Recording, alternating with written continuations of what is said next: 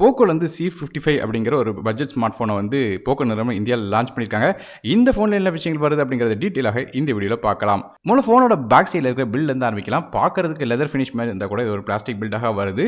மற்றபடி front side display பொறுத்தவரையும் இதில் 6.71 இன்ச்சுக்கான HD+ ரெசோ உள்ள LCD டிஸ்பிளே கொடுக்குறாங்க. நார்மலாக 60 ஹெர்ட்ஸ் ரெஃப்ரெஷ் ரேட் உள்ள வாட்டர் ஆப் நாச் டிஸ்பிளேயாக வருது. இந்த டிஸ்பிளேக்கு பாண்டா கிளாஸோட ப்ரொடெக்ஷன் கொடுக்குறாங்க. ஸோ பிரைஸ் வச்சு கம்பேர் பண்ணி பார்க்கும்போது டிஸ்பிளே பிரச்சனை இல்லை. அதே ப்ராசர் அப்படின்னு பார்க்கும்போது MediaTekோட Helio G85 அப்படிங்கிற 12 நானோமீட்டர் ப்ராசர் பயன்படுத்துறாங்க. ஸோ பேசிக்காக ப்ராசரோட ரேங்கிங் மற்றும் ஸ்பெசிஃபிகேஷனை நீங்கள் ஸ்க்ரீனில் பார்க்கலாம்.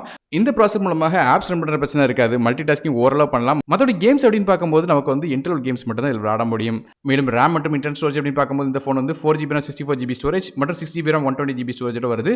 ரேம் SSD 4X RAM பயன்படுத்துறாங்க. ஸ்டோரேஜ் eMMC 5.1 வருது. ஸோ ஸ்டோரேஜ் கொஞ்சம் ஸ்லோவாக தான் இருக்கும். மற்றபடி மைக்ரோ SD கார்டுக்கான சப்போர்ட் இருக்கு. 1TB வரையும் எக்ஸ்டெண்டபிள் பண்ணலாம். இந்த ஃபோனில் வந்து டெடிகேட் சிம் செட் கொடுக்குறாங்க. அதனால் 2 சிம் கார்டும் ஒரு மைக்ரோ SD கார்டும் அட் டைமில் ஃபோனில் யூஸ் பண்ண முடியும். இந்த phone Android 12 OSல MIUI 13 interface run ஆகுது. அடுத்தபடியாக கேமராஸ் பற்றி பார்க்கலாம். இந்த ஃபோனோட பேக் சைடு நமக்கு 2 கேமரா இருக்கு. மொதல் கேமரா 50 மெகாபிக்சலுக்கான ரியர் ஃபேசிங் கேமரா f1.8 அபர்ச்சர்ல வருது. ரெண்டாவதாக ஒரு 2 மெகாபிக்சலுக்கான டெப்த் சென்சர் கொடுக்குறாங்க.